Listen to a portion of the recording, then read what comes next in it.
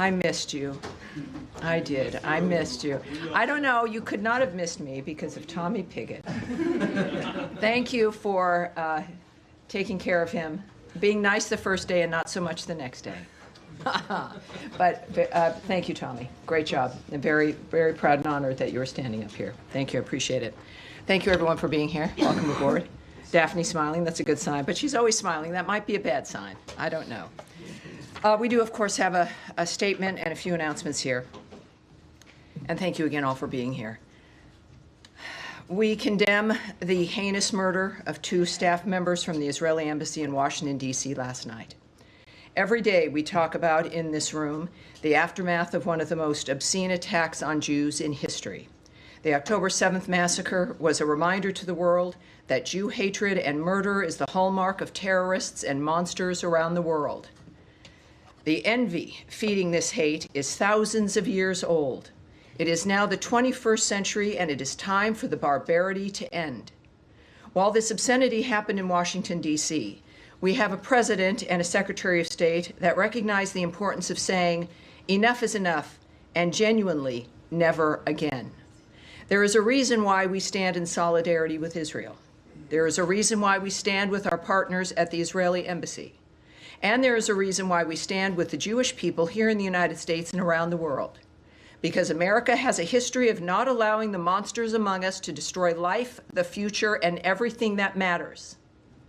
The Department of State's Diplomatic Security Service is providing ongoing support to the D.C. Metropolitan Police Department and their investigation of this incident and coordinating with other federal and local law enforcement partners.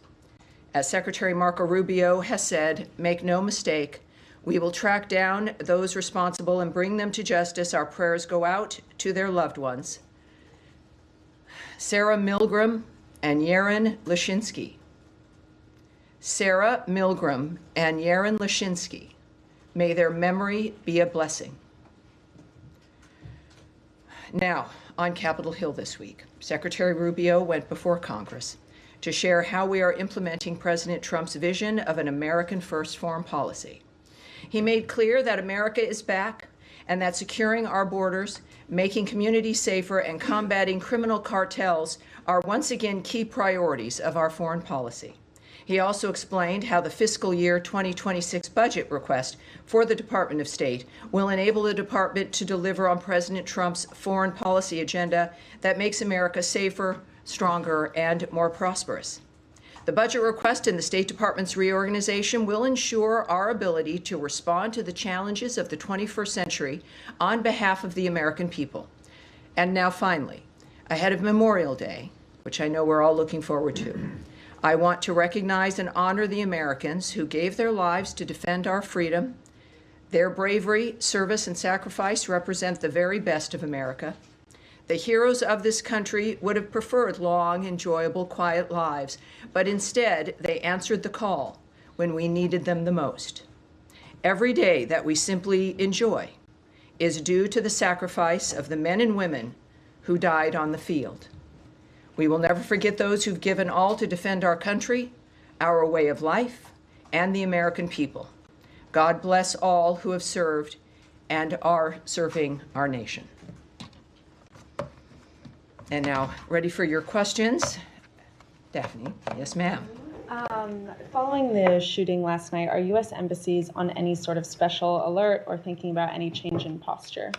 I can't speak to security measures that are being implemented or being discussed or decided upon. What I did note in my topper is that, in fact, we are working certainly with the D.C. Metropolitan Police and the security of this building, of American diplomats, of diplomats throughout this city is of paramount importance to the United States of America. We act on that every single day, and certainly we're continuing to do that today and in the days that come as well. And has Secretary Rubio had any conversations with Israeli officials or the Israeli ambassador today? I can't remark on the specifics of any conversations that have been had, but I know that, of course, you've seen his messages, the tweets, and of course, we will hear, no doubt, again soon about the nature of what's transpiring. But I can tell you that He is, as all of us are, is heartbroken. We're all affected by this. It is something we deal with, in a sense, of course, every day. This administration, the secretary's work, the president's work, and often I don't know how they do it. I have maybe 40, 45 minutes with you guys twice a week, and these are issues that are existential all the time. And I know that, again, my work is made easier because I know the people running this country care about life and about the condition of our lives. And so that's the most I can say, separate from certainly specifics of who they're speaking with. All right. Yes, Andrea Mitchell. Hi, thank you very much. A couple of questions about South Africa and also Sudan, if you don't mind. In South Africa, the State Department is empowered legally with deciding when a genocide exists. Has there been an investigation that supports any such contention? Because there is no credible evidence from any authority on the ground there, in their government, in NGOs, or elsewhere that we can find to support an allegation of genocide, that white farmers are at all as disadvantaged as the crime wave there that is a problem against blacks in much greater numbers, and proportionally even greater numbers than whites. The fact checkers have shown that the white crosses were put up as a protest against the criminal movement and against the death of the farmers. The crosses and the burial were all part of a protest against the criminality, not as described. So what information was given to the White House, if any, by the State Department, by the experts in the field, to support what was described as an ambush widely around the world of a South African visitor who had a celebrated background as a leader of a biracial government and someone who was jailed with Mandela and who has been one of the civic leaders of a new South Africa, as troubled as their history has been and as troubled as their current situation is? Well, I would say that, as we all knew, of course, the president has been very vocal about his concern about the violence, the nature of what's been transpiring in South Africa. The president did not come to the United States of America unaware of the position and the posture of the president and of the Secretary of State and of his administration. So I would argue against very much that there was some kind of an ambush. South Africa also has been facing a dynamic where there's been regular criticism, ranging from not just the collapse in some ways when it comes to the violence in civil society, but then the referral of Israel with the ICJ for the issues of genocide while ignoring Hamas, cozying up to Iran, the general choices that they've made. In the meantime, also of passing a law that has allowed them to take property, to possess property of white Afrikaner farmers with no reason. One element is equity. And so when you're passing laws like that target a group, ostensibly sending a message to the population that these people have a price to pay, there's something that they need to be doing, that they deserve to have their land taken, combined with the chance of kill the Boer, the massive rallies where encouragement of violence is prevalent and is at the core of it, in addition to the associations South Africa and its president have chosen to make, like with Iran and their actions against Israel. It creates a picture that is worthwhile having a conversation in the Oval Office. And that is, I think, it is the transparency of the president, certainly both leaders aware of what the concerns have been and what the arguments have been.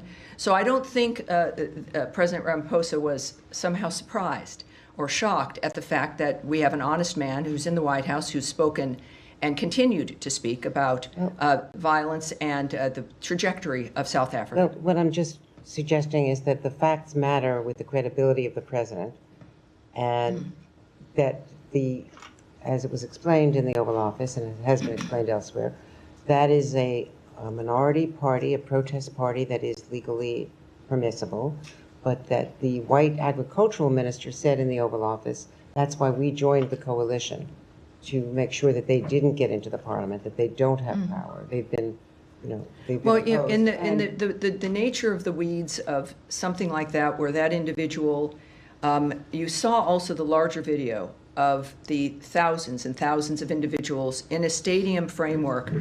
And I think that what Americans in the world and what South Africans see is a movement and an attitude that is not only not punished, That is not but a majority reinforced, movement. but Andrea, reinforced with a law that says, oh, those people that you're calling to have be killed, yeah, let's take their land.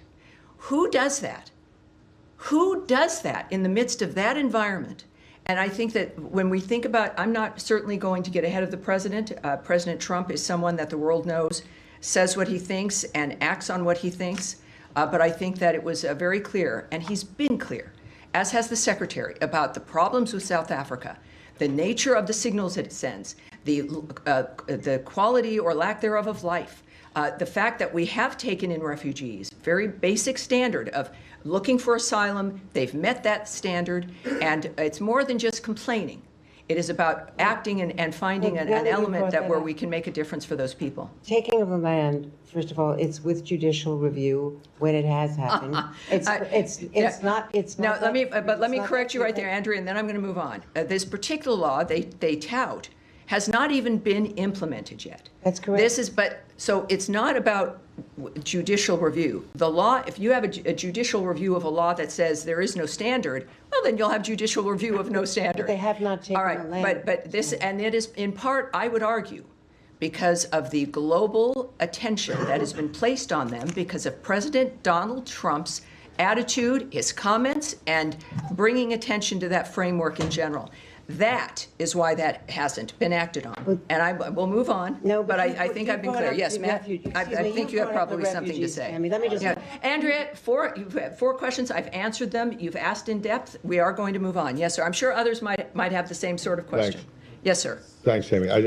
Two, I think, should be quick ones on sanctions. One, can you just explain the discrepancy or apparent discrepancy between what Secretary Rubio tweeted last night on Venezuela sanctions and what the Special Envoy Grinnell said?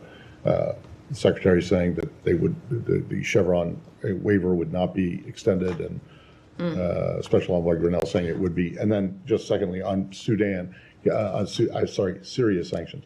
Sure. Just what's the status of the relief that the president promised last week? Thank you.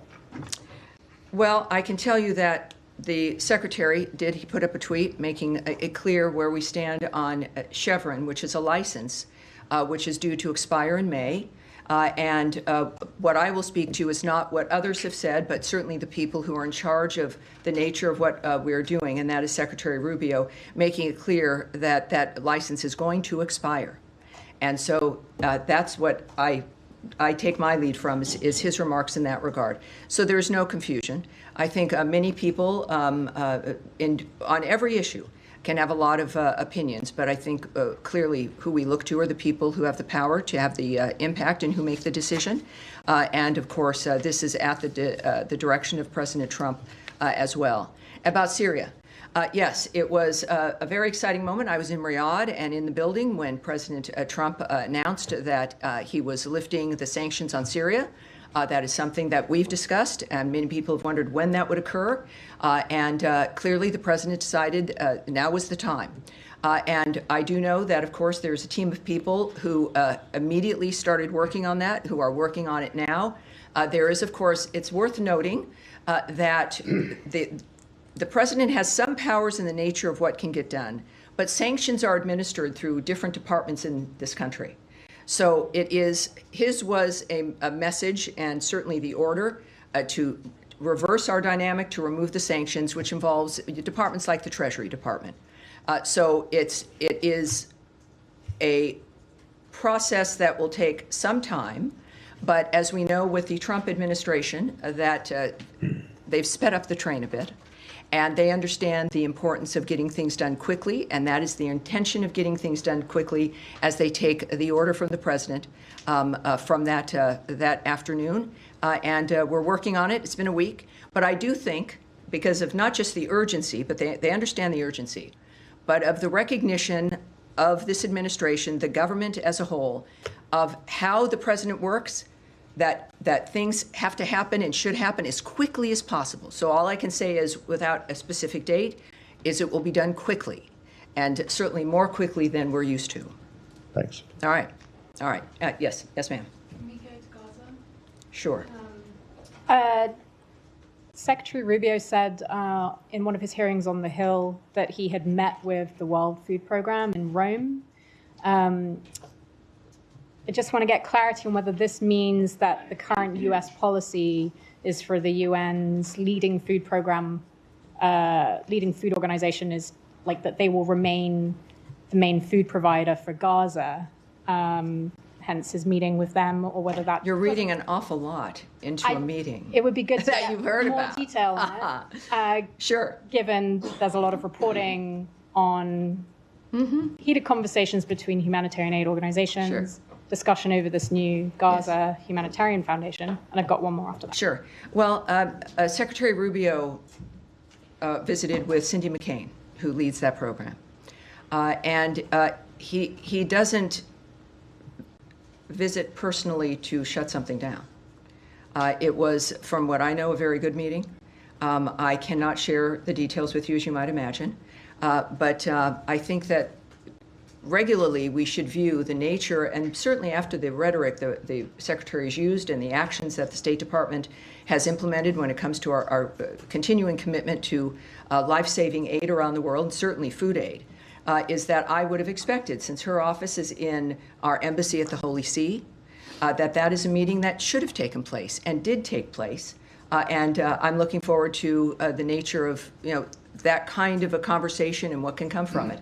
And we'll see. But it was that entire visit was very good. I think very certainly we went to the inaugural mass with the Pope. But overall, it was a recognition and a commitment, seeing this from the Secretary, being there as he is a practicing Catholic, but also knowing how each part of his work mattered and also was implemented on that trip. The nature of what the importance of Italy, the importance of the Vatican, the importance of faith, and the nature of his work in the process. And of course, that meeting was part of that work. So it's just part of looking at options? I'm not going to speculate or guess. I'm a little psychic, but not enough for that to answer that specifically. A little psychic, but, So what can you? nothing you want to know. But it's don't speculate on that. But I do think because of the speed in which we work, we will all see the intention of the Secretary, the nature of what's happening with the World Food Program, and under certainly the leadership of Cindy McCain and what her intentions are as well. So Okay, we're looking forward to quickly it. related- So you had some more. You had Sudan. Just one on Gaza Yeah, as well. well, Gaza, This, yes. Gaza Humanitarian Foundation. Sure. There's reporting about private security that would be used for this new foundation.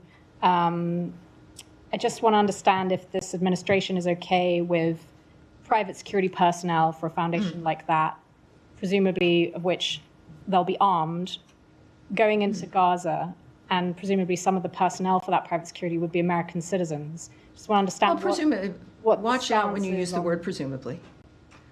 Watch out. I mean, looking at other private security firms and what they do, and some of us. Well, work I with think them. that, yes, it's good that you're concerned about security. We all are. And that's been one of the problems we've had with Gaza, is the ability to move food aid and medical aid through an arena that is not thinking as you think. They are not concerned about safety. It is about terrorists who've been keeping food aid and medical aid from the people of Gaza.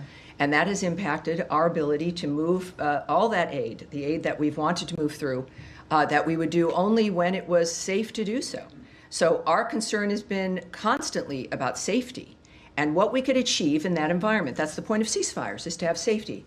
So I would, with that being a standard, that we will support having things move in if it can be safe, that having a security service is important. I think we all would agree.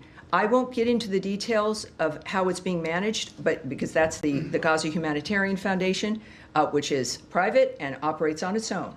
But clearly, when it comes to what one of our core elements was, which is that we support all of this, if it can be moved in safely and securely and without falling into the hands of terrorists and the people who are causing death and destruction in that area. It seems like they've structured something that can manage that is the equivalent of something that we can all agree on, and they're moving forward. So that's the story, is that we've been able to do it, we being humanity, that it's something that all of us have wanted to see, which is a movement If of aid. they use private security, You need to call them. They're in support. When we speak about private security, what I look at as the story is that we've managed or expect to manage a security that gets food and medicine to the people who all of you have wondered about whether or not they're going to get it. That's my story.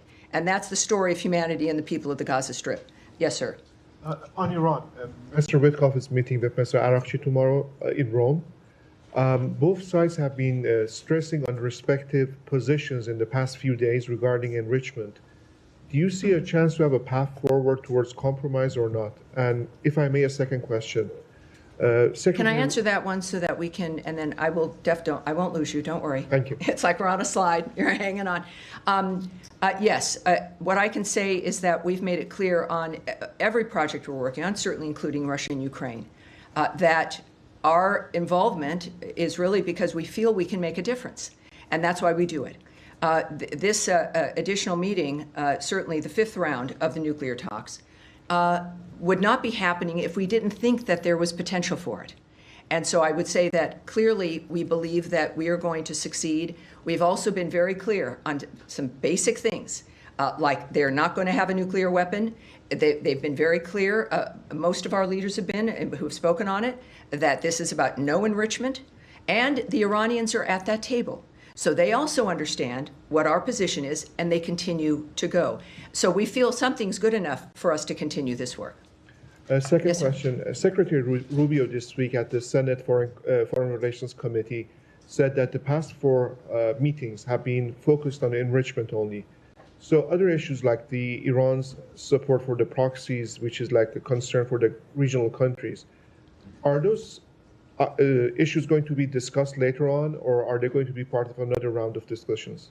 Well, I'm not, again, part of the negotiating team, won't discuss what might be the plan.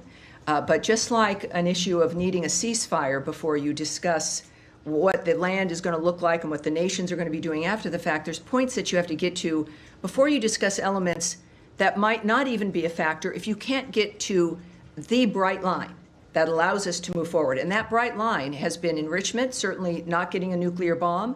And those things have to be addressed. I say this because that's what I've seen them do, and being very specific, which is fabulous because nobody's guessing at what the goal is.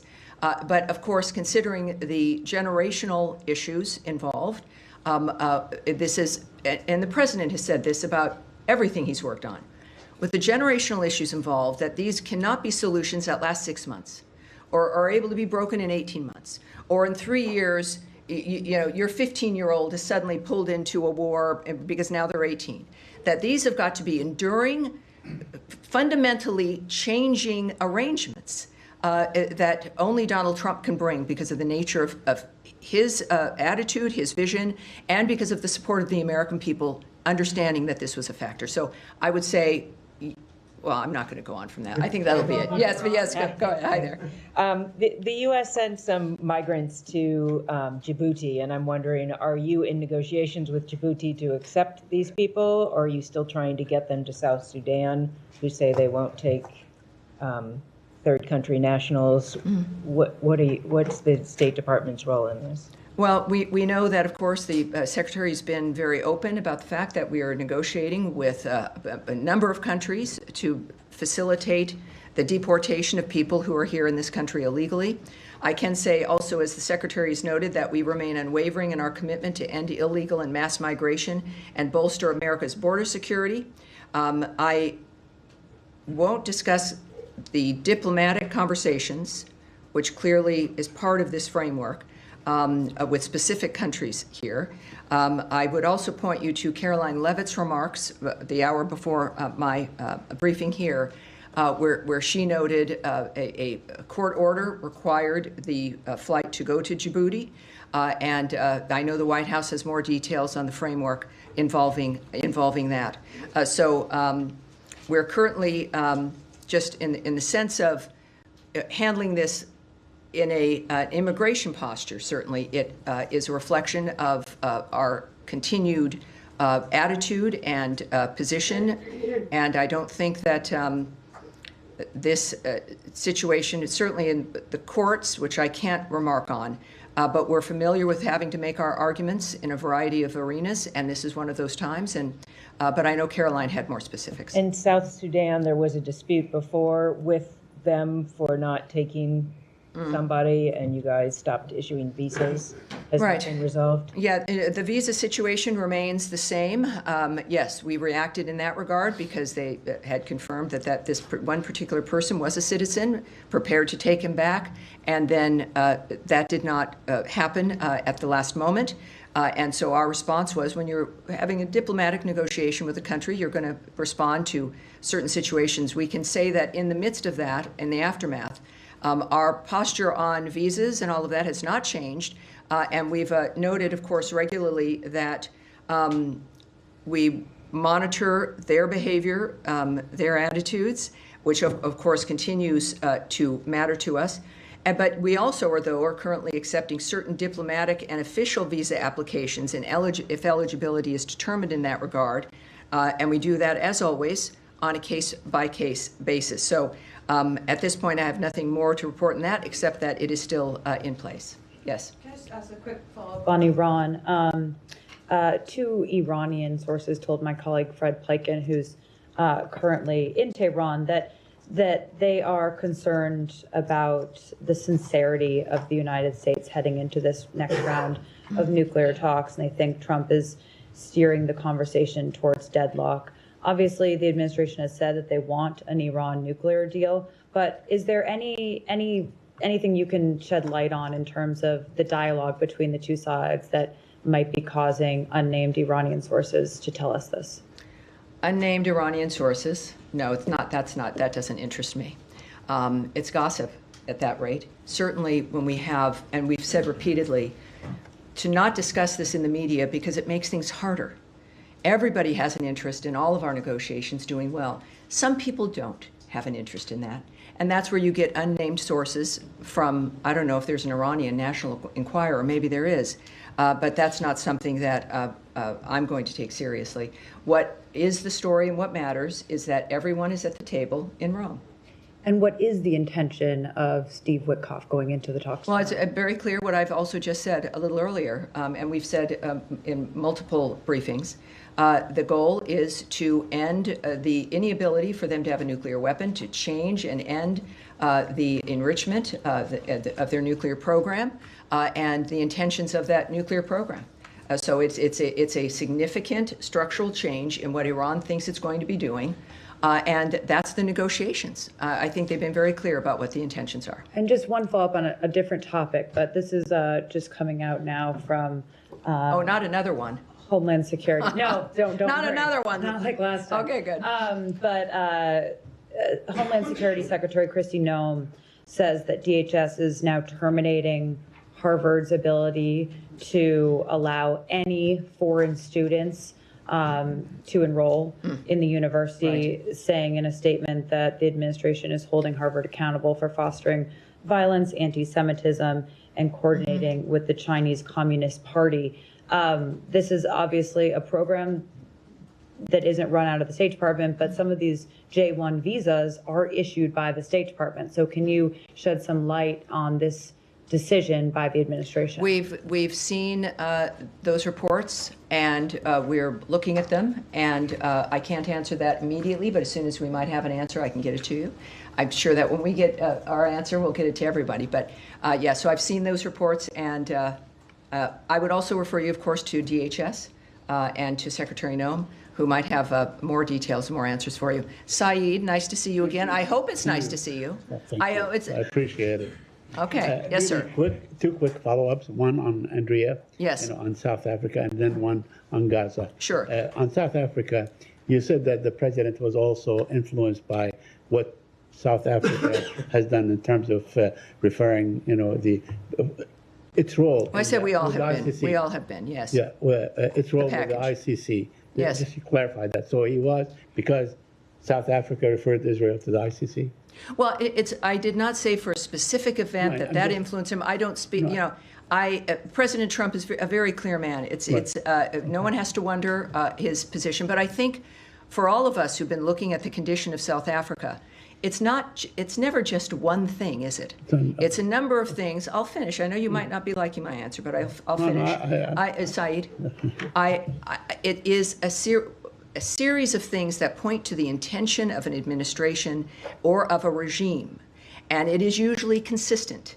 So if you're wondering about the nature of why it matters that people are at a huge stadium shouting "Kill the Boer," which are for those at home, the Dutch descendants of settlers of South Africa, and who are white farmers, combined then with the government that says, "Oh, we reject that; they're not part of our government," but then pass a law that allows the government to take the property of those very same people, simply because they're white farmers. So that speaks to the intention of a regime, in addition to their behavior with other nations, their foreign policy, how they would view the victims of October 7th, the Jews, as those who should be referred to a criminal court versus Hamas, in addition to having a rather cozy relationship with Iran. So you don't need to be in a seminar at Stanford to understand and to recognize the trajectory of South Africa. That is the argument for those who are looking at that, again, beyond one issue. And I think those issues speak quite loudly. And very quickly on Gaza. Yes. Now, the Israelis are saying they allowed maybe 6 trucks or 9 trucks, we don't know. And international agencies say no trucks were allowed in. Could you clarify if you have the information? Have any trucks been allowed in? The number of trucks, if you know the number, and so on, and what's next in terms of figures and numbers? Well, I won't share numbers with you, but what I can tell you, and you know this, having covered this situation, Right. that Israel's been honest about the nature of what it's been doing and why, as it fights for its security and in its own defense. There's, if you're getting a report from Israel about the nature of what has moved into the region, I would suggest that you should take that report seriously. I think that everyone knows that the eyes of the world are on that region, and at the same time, the story is, what I would argue, is, as opposed to the numbers, is the fact that aid is moving in to Gaza. And it's interesting to me, Saeed, that is something that I've talked with you, and we've even had some sort of fights about. And that isn't something that has been recognized, but I'll do that recognizing, and that's what the real story is. Yes, sir, in the back. Yeah, thank you, Tammy. A Kurdish delegation led by KRG Prime Minister Masoud Barzani is in town. They have signed 2 energy deals with the U.S. companies valued at $110 billion US. These 2 deals have been rejected by the Iraqi government. I'm wondering if you have any comments and reaction to that, and do you have anything to share with us about his scheduled meeting with Secretary Rubio tomorrow? Well, I can tell you that we were pleased to see Prime Minister Barzani sign massive deals with U.S. companies to expand natural gas production in the Iraqi Kurdistan region, which will help Iraq harness its own domestic resources to become energy independent, which we've, again, talked about. It's really great. We've talked about these things. Often I can't give you answers. We don't know when it's going to happen. And then to be able to report to you that it has happened. And that is a key administration priority. And being energy independent is obviously a major national security issue. So these deals, I think it's like over $100 billion. And yes, that's what we've all been working for. So we support these deals, and we have encouraged Baghdad and Erbil to work together to get gas production to commence as soon as possible. At the same time, we have, of course, the declaration that these are null and void, right? Yeah. Now, this is the kind of shenanigans that can be a problem. But we also know that, I'll give you a sense of our relationship with Kurdistan. The Kurdistan Regional Government Prime Minister and his visit to the United States signals our desire to strengthen the U.S. relationship with the Iraqi Kurdistan region. And as you've noted, Secretary Rubio will meet with KRG Prime Minister Barzani to discuss expanding trade and investment between the United States and the Iraqi Kurdistan region. He has also stated, Secretary Rubio, that we support the Kurdish autonomy and the U.S. companies doing business there and urge the government of Iraq to respect this economic lifeline that is necessary to prosper and succeed. We believe that U.S., Iraqi, and Iraqi Kurdish interests are best served by having a strong and resilient Iraqi Kurdistan region within a sovereign and prosperous federal Iraq. Thank you so much. All right. Yes, sir.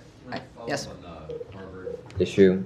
Well, I won't have much more, but you're welcome to do You it. deferred to DHS, but in a Sure. bigger picture, presumably the United States wants to attract the best and the brightest insofar as foreigners, students, immigrants. And these top-tier universities are one of the most prominent ways to do that. So do you think prohibiting Harvard to enroll foreign students kind of gets in the way of that goal? Well, again, I can't speak to Secretary Noem's plans and strategy and her decision to implement this. What I would argue is that we have an interest as a nation, as President Trump has spoken to quite often, that we have an interest as a nation for these universities that are supposed to be the gold standard to actually deliver people who are educated and can function in society and on campuses that encourage a learning environment as opposed to one of left-wing activism, where you have individuals leaving the university level in this country as our rates are declining when it comes to comprehension and reading and a whole host of other things. That it has to be more than just a label or a brand. It has to deliver results for the families that do pay a lot of money for it. And I think that there's a point, as you've seen, I think it's obvious from the Trump administration, with the federal money that flows into those coffers and the nature of the kind of talent. You can speak about foreign talent. Let's speak about American talent. You've got a wonderful kid who's done very, very well, and then you send them to Harvard, and a kid comes home, and you don't even recognize them. And they're definitely primed to be a fabulous left-wing activist, but they're maybe not going to be able to get a job. And so, this is a recognition and movement that universities around this country are recognizing that American families have standards. We spend money so our children can be educated in the normal function of life. And we get kids back who have not received the kind of education we expected. COVID highlighted this for many of us. But I think that this opens up a conversation, as it should, between the federal government and the universities that we rely on and have been proud of, that we deserve to be proud of them again. And if we're going to speak about who we rely on for the best and the brightest, there's plenty of American kids who also deserve to be taken seriously. And I believe that we can handle all of them properly. Yes, sir. Thanks very much. My question is on U.S.-India relations. Secretary of State Marco Rubio and President Trump both are very famous in India. As far as the U.S. policies are concerned, most Indians agree with. I hear you're pretty famous in India. Yes, All right, keep my going. question is, Madam, Yes, sir. As far as terrorism against India, recently in the state of Kashmir is concerned, innocent Indians tourists were massacred. Oh, yes, there. we all know that. Yes, ma'am.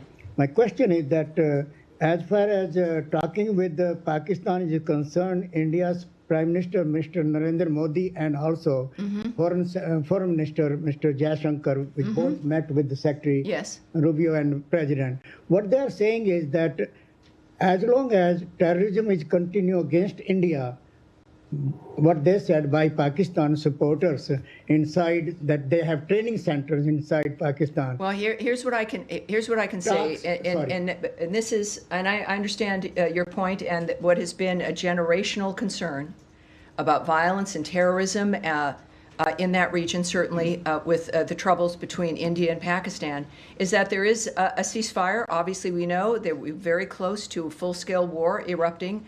And what's very exciting and heartening is that America's involvement and assistance made a difference in that stopping, and a ceasefire that has continued. But of course, within that, one expects, as the world noticed again, that has not been resolved. that the potential of having these long-term problems resolved has returned, and it is an opportunity. And the good news is that, unlike some other regions, there has been a commitment to a ceasefire that makes. Oh, is that my alarm? I said, thank you. I should ask you to put on your alarms. It's like, oh, Tammy's done. All right, we're gonna have. We're good. All right, we'll have one more in the green jacket in the back. Yes, ma'am. Thank you, Tommy. Make sure her mic is on, just as she's in the back here. The sound here is. Two quick questions. Do you have any update on the peace deal agreement between Rwanda and the Democratic Republic of Congo, when we will see this peace deal signed? And also, can you tell us if both President Ramaphosa of South Africa and President Trump finally managed to overcome the difference, and we will see United States and South Africa working together? Well, I'll answer that one first. I think the meeting with the South African president in the Oval Office speaks to President Trump's generosity. And the fact that any leader feels comfortable going to meet him, even with difficult conversations, and sometimes the problems that happen between two nations with different attitudes. So the fact that it's President Trump means, of course, there's always hope. It means, of course, there'll always be something for the future. And speaking of the DRC and Rwanda, another very good example of something that has been a generational issue, that we are, again, it's a long process, but they are taking the steps that we've asked of them to take. And that's also very promising. We can look for an update when it comes to what the new dates are and what else is expected. But what I can tell you is that continues. Another great change and dynamic. Sometimes, though, people forget and don't continue to ask, and I appreciate that you did, because there isn't any drama, because that things are changing for the better. So it causes less news, right? There's less interest. But it's worth following up as we watch these particular issues resolve, as, of course, the news is taken up by other issues.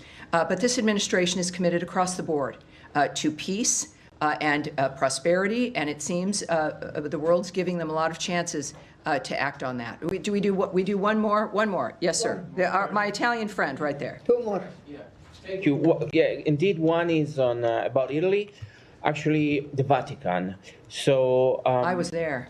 Beautiful place. Beautiful place. Very moving. And there was also some conversation with Parolin, which is the Vatican Secretary of State.